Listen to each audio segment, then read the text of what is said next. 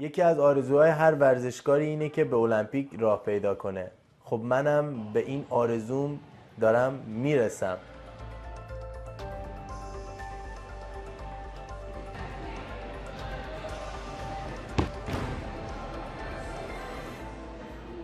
زمانی که از ایران حرکت کردم اومدم به کشور ترکیه و چند روزی ترکیه موندم.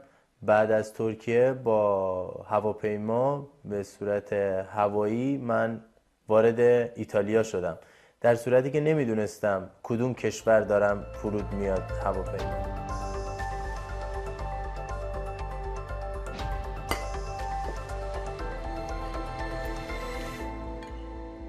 Noi appena l'abbiamo avuto in palestra ai primi allenamenti abbiamo subito visto che era un atleta fuori dall'ordinario, che era un lottatore di prestazioni molto elevate, perché esibiva una tecnica e una forza fisica che sono fuori dal normale.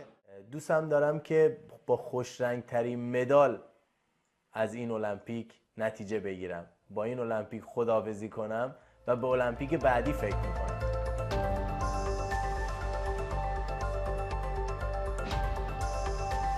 من از سنین بچگی به کشتی علاقه داشتم، چون پدرم کشتیگیر بود، کشتی رو خیلی دوست داشت، برادرم هم همین صورت. بعد منو به باشگاهی ثبت نام کردن و مربیام منو حمایت کردن، استعداد منو دیدن و به من راه قهرمانی رو نشون دادن و منم الان یه کشتیگیرم.